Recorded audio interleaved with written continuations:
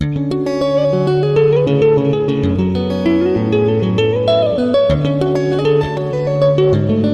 Everyone, welcome to our channel. I am Abha. आज हम monetary policy of RBI के बारे में बात करेंगे।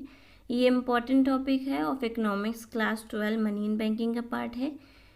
मॉनेटरी पॉलिसी क्या होती है, इससे पहले अगर आपने आरबीआई के बारे में नहीं पढ़ा तो आप प्लेलिस्ट में जाके अबाउट आरबीआई पार्ट 1 देख सकते हैं। उसके बाद ही इसको देखिए, तभी समझ में आएगा। Monetary policy of RBI under RBI act 1934 के अकॉर्डिंग वर्क करती है। मॉनेटरी पॉलिसी एक इंस्ट्रूमेंट है आरबीआई का, जिसके थ्रू आरबीआई मनी सप्लाई को कंट्रोल करती है मार्केट में। ठीक, मॉनेटरी पॉलिसी को हम क्रेडिट पॉलिसी भी कहते हैं, implemented by RBI through instrument of credit control. किसके थ्रू? क्रेडिट कंट्रोल इंस्ट्रूमेंट के थ्रू। अब ये इंस्ट्रूमेंट कौन से हैं? These are of two types, quantitative और क्वालिटेटिव। ठीक है, क्वांटिटेटिव को हम जनरल मेजर्स कहते हैं, जिनको अक्सर आरबीआई यूज़ करती है। क्वालिटेटिव को हम स्पेसिफिक मेजर कहते हैं, जिनको आरबीआई कुछ स्पेसिफिक सर्कमस्टेंसेस में ही यूज़ करती है। क्वांटिटेटिव मेजर्स क्या है? Number 1 is bank rate policy, open market operations, variable reserve requirements, जिसमें कैश रिजर्व रेशियो यानी CRR, स्टेटरी लिक्विडिटी रेशियो यानी कि SLR आ जाता है। Then repo rate and reverse repo rate. अब डीपली पढ़ेंगे क्या होता है बैंक रेट पॉलिसी।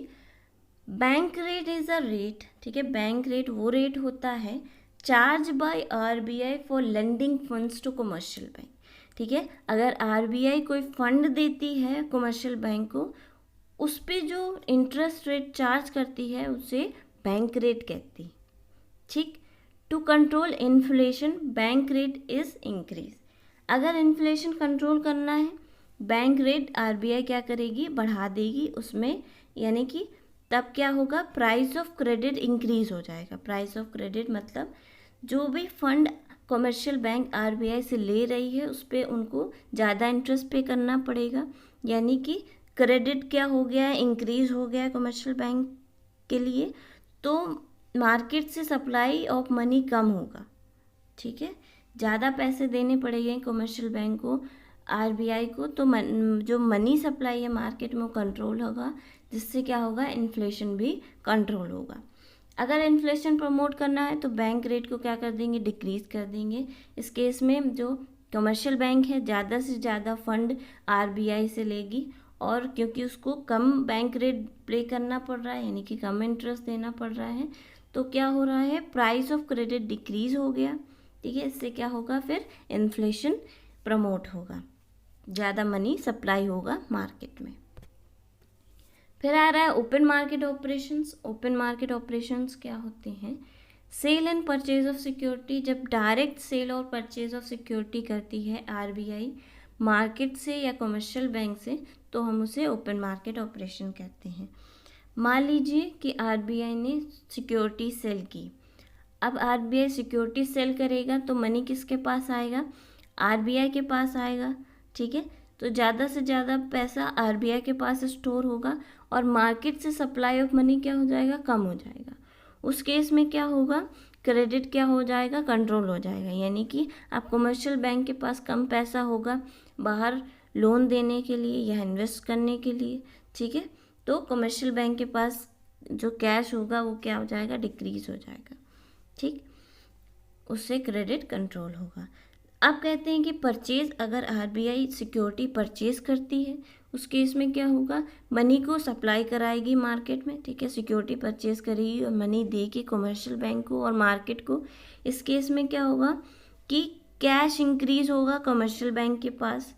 ठीक है, और उससे ज़्यादा क्रेडिट इंकरेज होगा, यानी कि अब कमर्शियल बैंक के पास ज़्यादा से ज़्यादा पैसा होगा एज अ लोन लेंड करने के लिए मार्केट में। ठीक है, उससे इन्फ्लेशन क्या होगा? प्रमोट होगा। अब वेरिएबल रिजर्व रिक्वायरमेंट्स क्या होते हैं?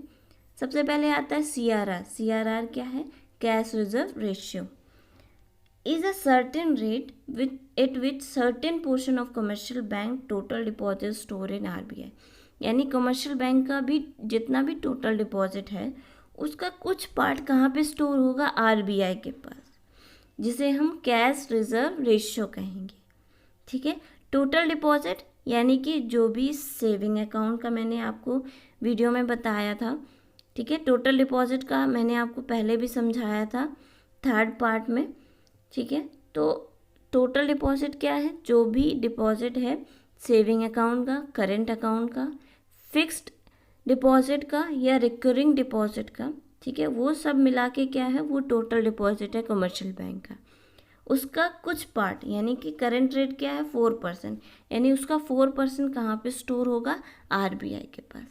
ठीक है, regulate under RBI act 1934, CRR है वो आरबीआई एक्ट के अकॉर्डिंग रेगुलेट होता है।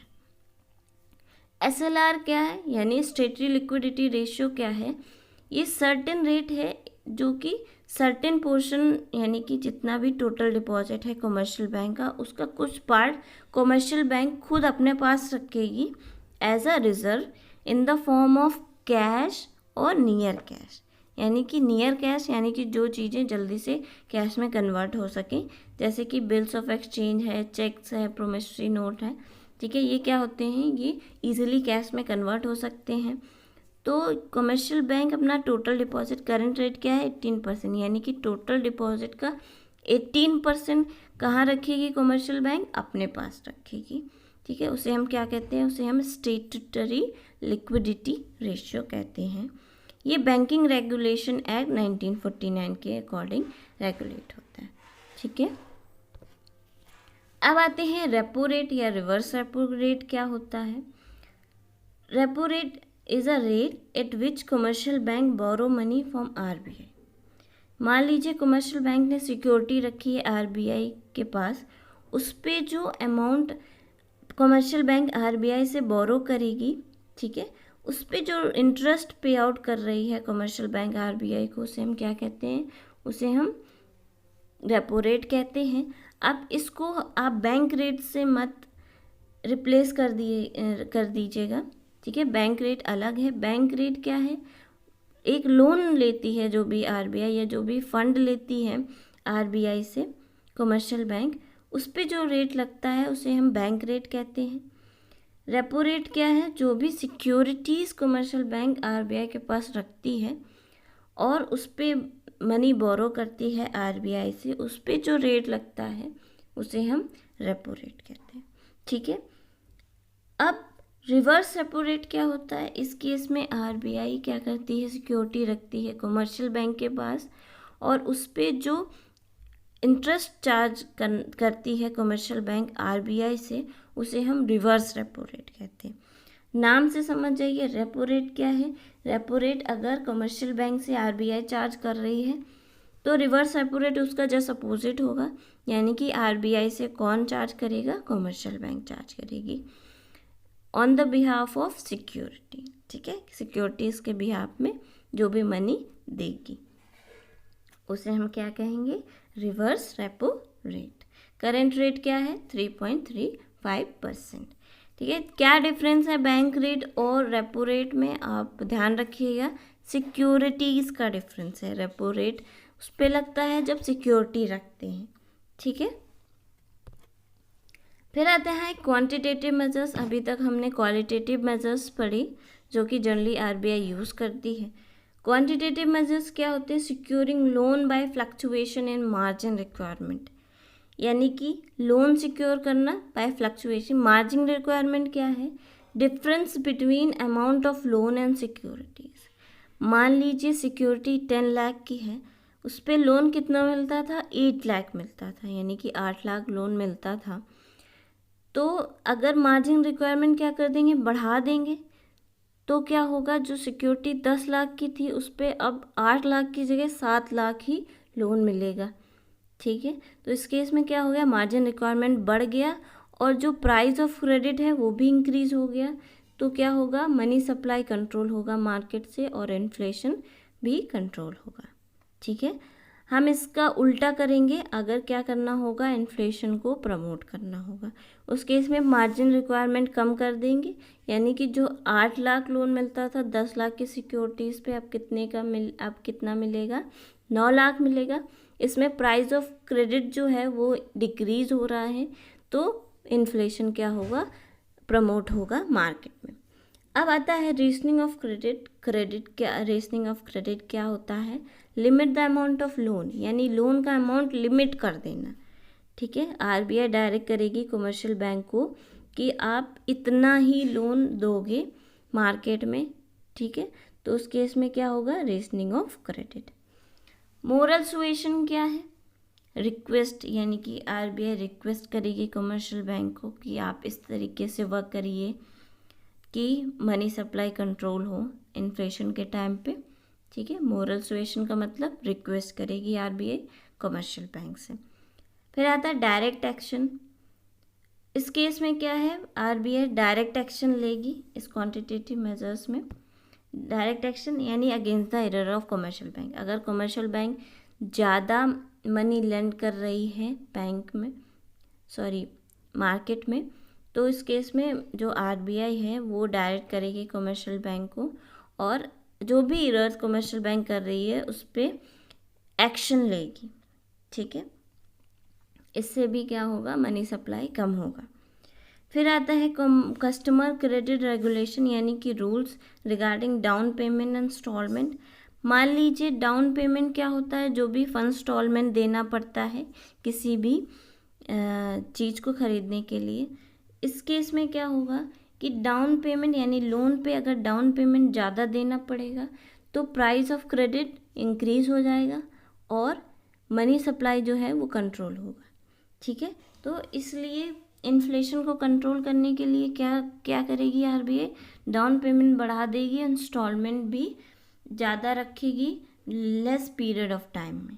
ठीक है, अगर इन्फ्लेशन प्रमोट करना है तो डाउन पेमेंट को क्या कर देगी, कम कर देगी, यानी कि जो प्राइस ऑफ क्रेडिट होगा वो डिक्रीज़ हो जाएगा, तो ज़्यादा से ज़्यादा लोन सर्कुलेट होगा मार्केट में, और इंस्टॉलमेंट के पीरियड्स भी बढ़ा देगी। ठीक है, इससे भी क्या होगा, फिर इन्फ्लेशन प्रमोट होगा। ठीक है, तो आज हमने पढ़े क्वांटिटेटिव एंड क्वालिटेटिव मेजर्स, जो कि मॉनेटरी पॉलिसी है आरबीआई के थ्रू रेगुलेट कराती है to control the money supply. ठीक है, ये इम्पॉर्टेंट चैप्टर था। अब नेक्स्ट पार्ट में हम मनी के बारे में पढ़ेंगे, उसके बाद हमारा मनी एंड सप्लाई चैप्टर ख़त्म हो जाएगा। अगर आपको मेरा ये वीडियो पसंद आया हो तो आप इसे लाइक कर सकते हैं। Thank you so much.